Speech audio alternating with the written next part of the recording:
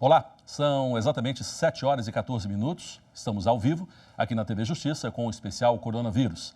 A gente mantém a determinação de informar a você, a partir do ponto de vista jurídico, várias facetas que envolvem o nosso dia a dia durante a quarentena. Hoje vamos falar de um assunto que é subsidiário a esses tempos de afastamento social.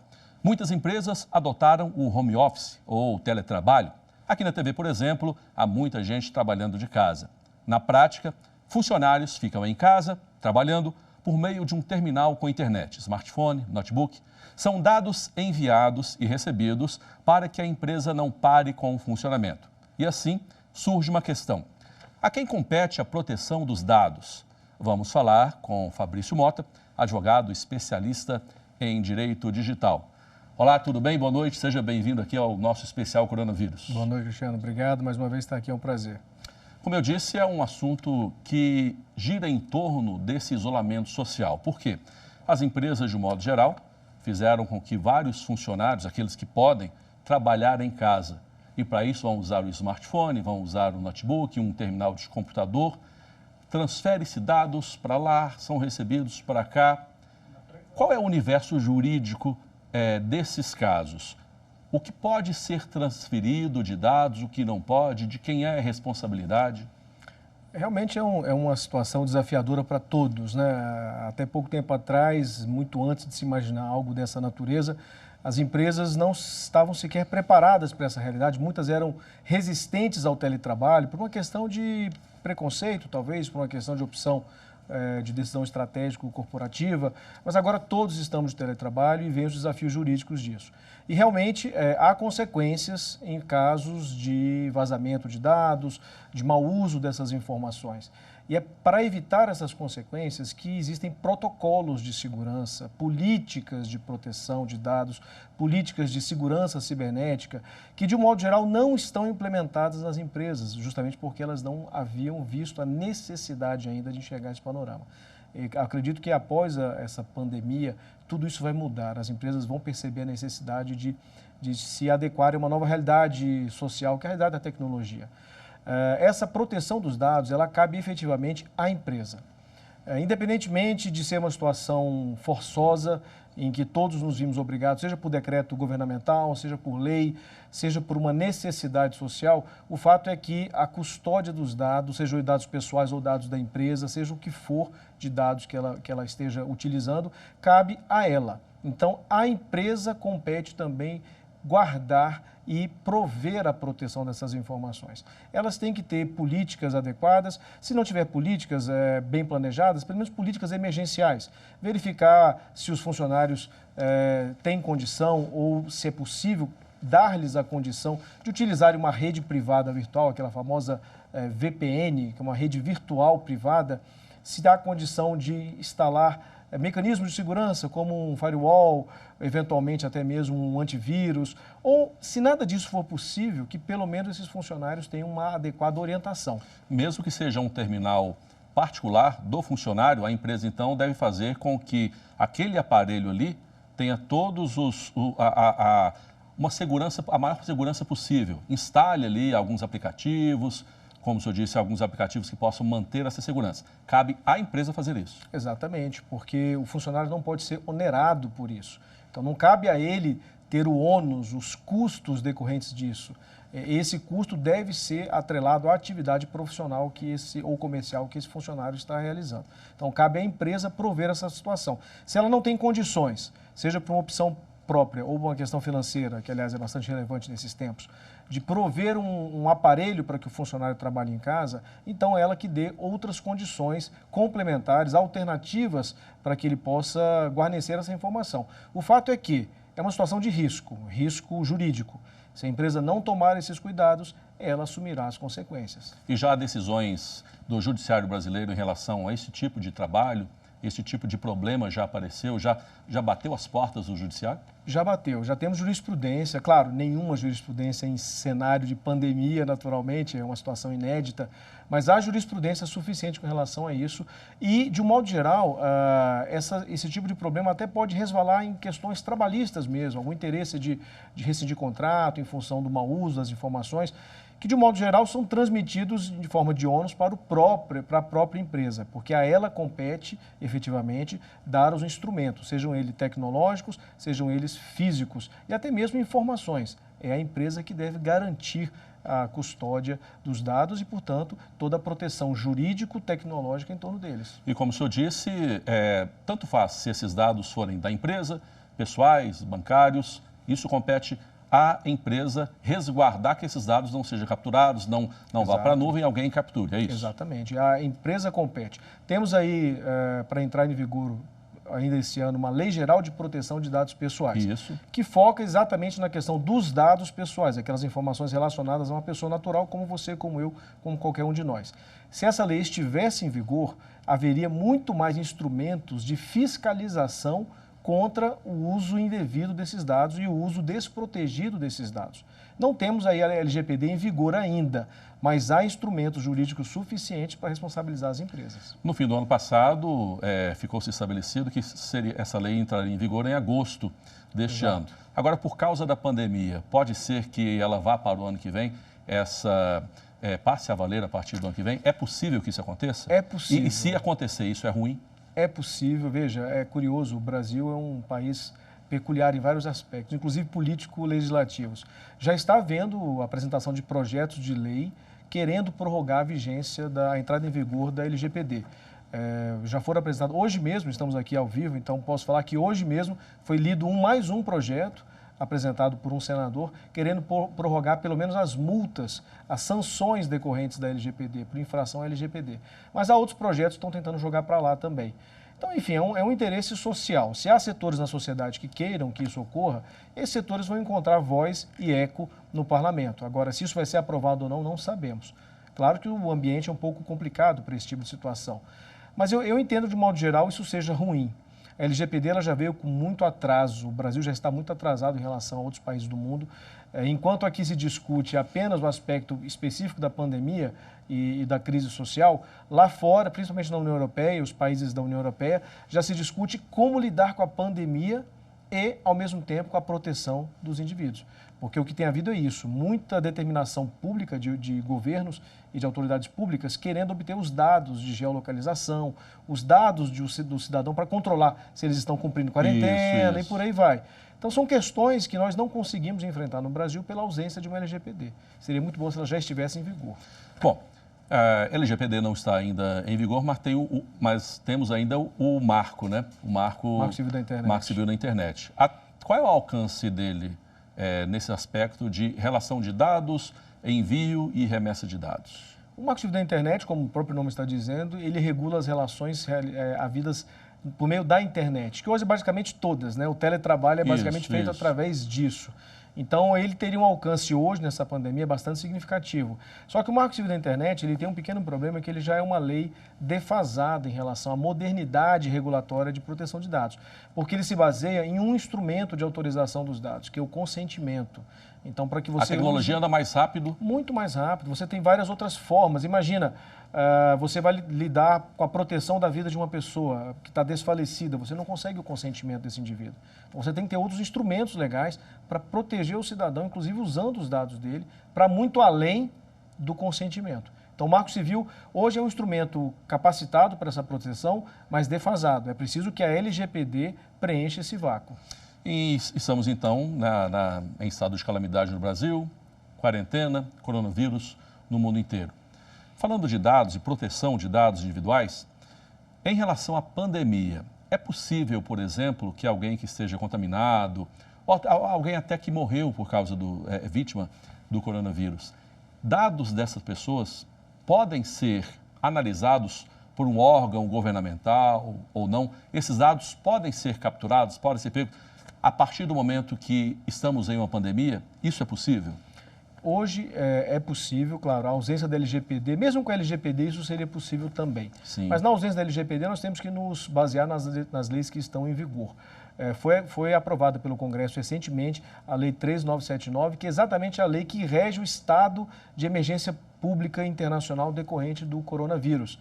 É a lei que trata exatamente da situação que nós estamos vivendo. E ela prevê a necessidade de compartilhamento de informações com o poder público para contenção da propagação da epidemia. Então, nesse caso, então, o interesse público é maior que o interesse pessoal. Exato. Inclusive, uma das primeiras determinações dessa lei é justamente a utilização de instrumentos jurídicos, como flexibilização até mesmo de contratos de trabalho e várias outras, visando a proteção da coletividade. Isso. É uma diretriz que a lei estabelece. Então, é possível que haja, sim, claro que tudo respeitando o estado jurídico que nós vivemos. Naturalmente que estamos numa situação como essa, mas é bom lembrar que o dado que esteja sendo coletado hoje não deve ser utilizado depois que a pandemia passar. Esse é um instrumento que a gente tem que ter em mente. Estamos usando agora, coletando porque é necessário, vai ser útil para a contenção do problema. Passado o problema... Temporariamente. É temporário, é situação de temporalidade, exatamente isso. Exatamente. Bom, tem gente com dúvida em relação a este assunto e nós recebemos alguns vídeos com perguntas.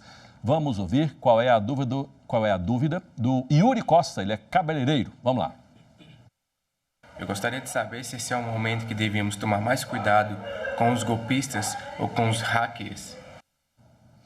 O que ele está querendo dizer é o seguinte: muitos dados para lá, muitos dados para cá, internet, nuvem, aquela coisa toda. Os golpistas, claro, estão atentos a isso e a mente criminosa não para, vai tentar pegar alguma coisa. Qual é o cuidado que aquela pessoa, o funcionário, deve ter?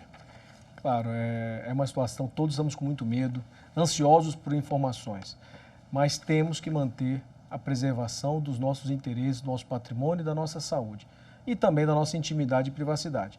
Evitar, como sempre, clicar em links que você não está acostumado a receber, links suspeitos, evitar navegação em sites de pouca credibilidade. Você quer informação, quer notícia, vá num site de um órgão de imprensa que realmente tenha reputação, para evitar o quê? Evitar que você esteja sujeito a uma captura das suas informações indevida, a uma invasão no seu dispositivo informático. Infelizmente, o Brasil é um país, um dos maiores consumidores de tecnologia do mundo, um dos principais mercados de consumo de tecnologia. Por isso que nós somos usuários, aquilo que nós chamamos de heavy users, né? Usuários pesados de internet. Isso. Mas isso deve vir associado a um cuidado extra, sobretudo porque está todo mundo em casa, criança em casa, cuidado com o seu dispositivo, evite emprestar o celular para o seu filho. Se for fazer isso, tome cuidado com o que ele vai navegar, e não somente contra ataques, até mesmo com conteúdo também. Há pedófilos, há uma série de outros tipos de criminosos que estão atentos a essa domesticalização das relações. Está todo mundo em casa, num ambiente doméstico. E num momento muito fragilizado, né? Todos são fragilizados, né? Totalmente. Podem estar abertos a esse tipo de golpe. Evitar, claro, põe um antivírus, há opções de antivírus gratuitos nas lojas de aplicativos, instale os antivírus, atualize os antivírus, não instalar sem atualizar não adianta, atualize os antivírus, utilize um mínimo de informação e busque também dicas. Existem muitos sites de informação, de dicas de teletrabalho, dicas de utilização dessas tecnologias, desses dispositivos em casa. Existe informação gratuita de qualidade para autoproteção. Essa que é a verdade. Nós falamos aqui no programa sobre esse envio de dados pessoais do funcionário à empresa, o envio de dados sigilosos de uma empresa. E agora, em relação aos dados bancários. Se algum dado bancário do funcionário no envio à empresa for capturado por criminosos, o banco também pode ser responsabilizado, somente a empresa. Como é que é a jurisprudência em relação a isso? De um modo geral, os bancos eles assumem essa responsabilidade em função de uma relação de consumo que existe entre esse titular, que tem a conta corrente, e o próprio banco que disponibiliza os serviços bancários.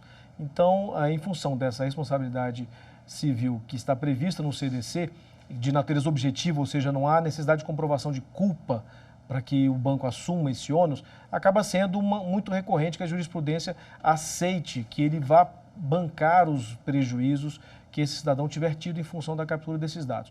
A captura em si provavelmente não vai ensejar nenhum tipo de consequência direta, mas a captura com a utilização dessas informações, com subtração de valores e por aí vai, isso pode ensejar uma possível indenização contra o banco. Tanto é que, de um modo geral, os bancos, quando há ataques cibernéticos, mesmo antes do coronavírus, etc., eles já assumiam isso sem a necessidade de o cidadão entrar na justiça. Então já há um certo consenso em relação a essa questão. Bom, há uma frase muito comum que as pessoas falam, olha, quando acontecer alguma coisa ruim, tente tirar alguma coisa boa disso aí. Perfeito. Nós, claro, estamos passando por uma pandemia de um vírus que é mortal, que é muito ruim, mas a gente deve tentar tirar alguma coisa boa. O que é que dá para tirar de bom nessa relação de teletrabalho? O senhor disse no início que essa relação teletrabalho, algumas empresas eram resistentes, agora foram meio que obrigadas a fazer isso. O que o empresário tem, de que forma o empresário tem de olhar para isso e de que forma o funcionário também tem de olhar para isso para tirar coisas boas? Eu acredito que é um momento de muita oportunidade de reflexão, né? Exatamente essa a lição. As empresas elas precisam enxergar que é possível viver e produzir de maneiras diferentes do que estamos acostumados.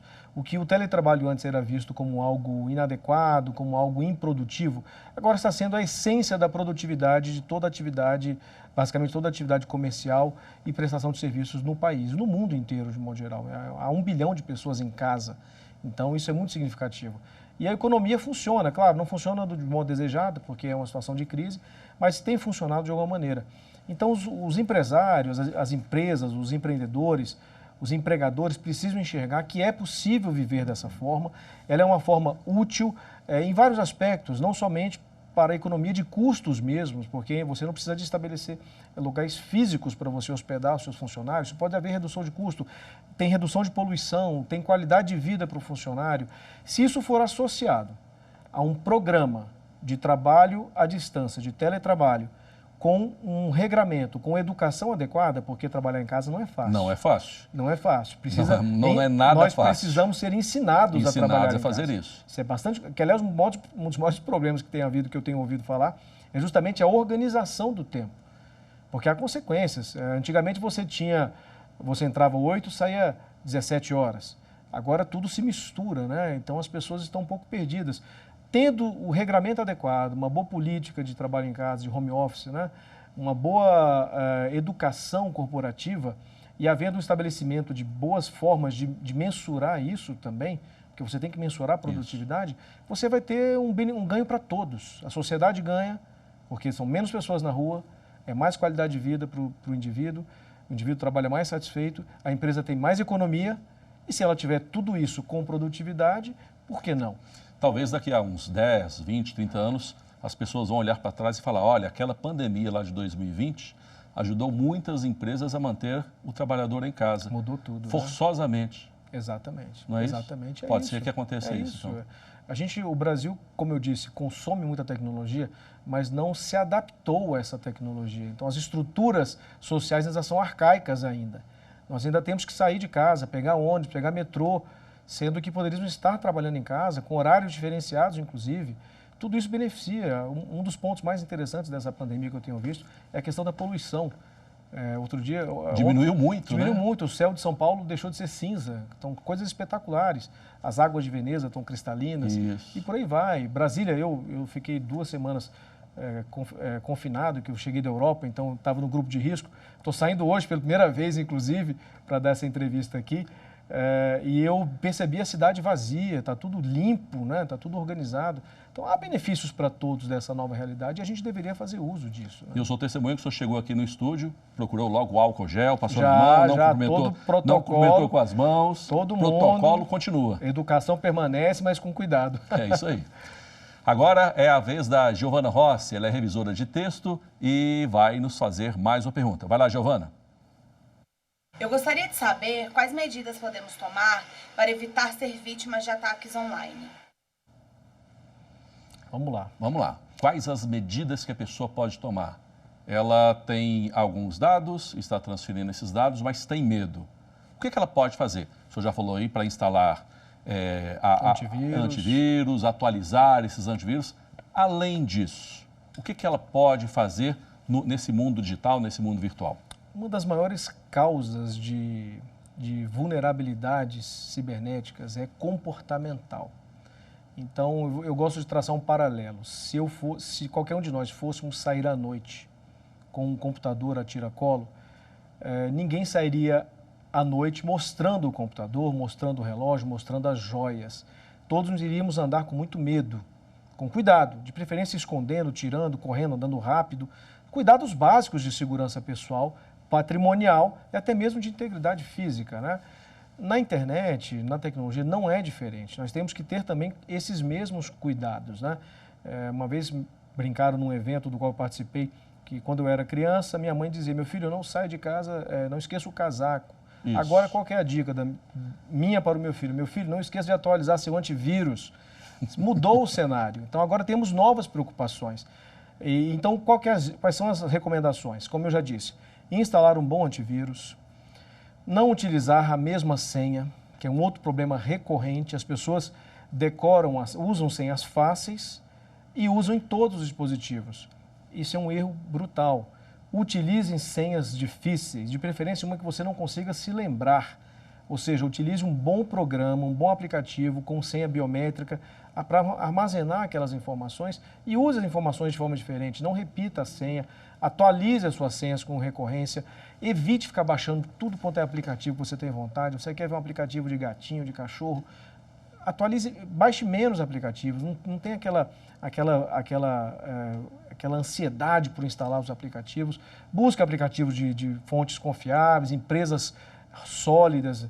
Você vê um aplicativo qualquer na internet, você baixa. Isso tudo são verdadeiros coletores de dados. E você não sabe o que vão fazer com os seus dados, você não sabe o que ele instala no seu aparelho. Se está acessando sua câmera sem você saber, se está acessando o seu áudio sem você saber. Então, não é um comportamento adequado. Seja menos, essa que é a verdade. Seja menos utilizador e mais precavido na utilização. Os cuidados que todos estão tomando por causa do coronavírus, vamos tomar também no mundo digital, é isso? Justamente, exatamente. Perfeito exemplo, está perfeito. Aqui fora nós lavamos a mão o tempo todo. Então, limpe também o seu computador, de certa forma, faça uma varredura na sua máquina, atualize o banco de dados do seu antivírus. Não adianta ter um antivírus se você não atualiza o banco de dados.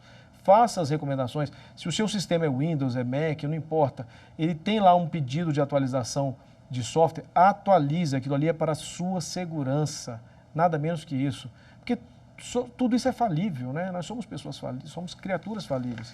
Então, a gente está caminhando para o fim do programa, mas a gente tem mais uma pergunta, doutor. Vamos lá. A gente vai agora para esse último vídeo com a pergunta de hoje. É da Nazaré Albuquerque, ela é nutricionista. Pode rodar. Os dados podem ficar disponíveis para pesquisa relacionada ao coronavírus, mesmo sem a minha autorização? Essa é uma pergunta muito boa que ela está fazendo. Na verdade, ela já está juntando todos os principais juntou problemas tudo ali, juntou tudo. numa pergunta só. O que nós recomendamos, qual que é a nossa recomendação, inclusive para o próprio governo, é que utilize essas informações de forma anonimizada. O que é anonimizado? Não identificando, não vinculando essa informação com o titular dos dados, com qualquer um de nós. Ou seja, se essas pesquisas visam a soluções futuras decorrentes dessa pandemia, desse tipo de epidemia, perfeito, mas não vincule. Os dados podem permanecer de forma estatística, de forma até para utilização científica, sim, mas não os vincule. Não pode ser o dado do Cristiano, o dado do Fabrício. Tem que ser o dado de um indivíduo que foi infectado e que teve tal comportamento. Não dê nome àquilo, não dê uma identidade. Basicamente isso. Não identifique, desidentifique, é o que a gente chama de anonimizar, torne anonimizado, porque essa é a forma mais segura de proteger a privacidade dos indivíduos, da sociedade como um todo, e ao mesmo tempo utilizar de forma benéfica para a coletividade. O indivíduo pode abrir mão desse direito? É um direito que ele pode falar, não, pode usar, é um direito que ele tem esse direito de abrir mão do direito? Na verdade, nesse caso específico, mesmo com a LGPD em vigor, ele não teria como recusar. Ele poderia questionar um eventual mau uso dessa informação ou uso desviado da finalidade científica ou de pesquisa. Ele poderia questionar. Porém, mesmo no cenário com a LGPD vigente, ele não teria que dar o consentimento, a autorização. O governo poderia pegar esses dados, mas anonimizando. Anonimizando, ele teria toda a liberdade para fazer isso. Vamos resumir aqui o que a gente conversou, então. De uma forma geral, as empresas são as responsáveis por esses dados que são transmitidos da casa do trabalhador para a empresa e da empresa para a casa do trabalhador. Se houver algum problema, a responsabilidade é da empresa. E para que ela tenha mais segurança, que instale aplicativos de segurança o maior número possível, Em época de coronavírus, está acontecendo muito isso e as pessoas estão aprendendo. Tomara que a gente aprenda também com isso, né, doutor? Sim, o importante é isso, né? Sair com uma lição. Uma lição boa, é o que eu disse, né? De uma coisa ruim a gente tem que tirar alguma coisa boa, não é isso? Exato, alguma coisa mais para recado para a pessoa aí que está nos assistindo? Eu acho que é um momento para que as pessoas reflitam um pouco também sobre o uso da tecnologia para si mesmos, não somente para o ambiente profissional. O pai agora, que está sendo obrigado a conviver 24 horas com o filho, né? Não tem escola, não tem faculdade, aprenda a disciplinar o uso disso em casa, porque o uso excessivo de tecnologia também causa muito mal ao indivíduo. É uma questão de educação. Se antigamente as nossas mães nos limitavam à televisão, hoje nós temos que limitar a exposição a outras telas, menores telas, mas que também são importantes, até porque são fontes também de acesso para muita maldade. Então, é uma oportunidade para uma revisão geral, profissional e pessoalmente, temos que rever também todos esses aspectos que vale a pena. Políticas públicas, nesse caso, são bem-vindas. Sem dúvida nenhuma. Precisamos, inclusive, de mais educação digital, urgentemente. É isso aí. Em época de coronavírus, a gente não cumprimenta mais a mão, infelizmente. Né? É isso. Saudações. Muito obrigado pela presença aqui no nosso especial Coronavírus. Obrigado. E você já sabe que na TV Justiça, todos os dias, neste horário, a gente está fazendo o especial Coronavírus para você. Todas as nuances que dizem respeito a esse coronavírus, a gente traz para você aqui do ponto de vista jurídico. Para você assistir a esse e a outras edições do especial Coronavírus, acesse o nosso canal no YouTube. É TV Justiça Oficial. Boa noite e cuide-se.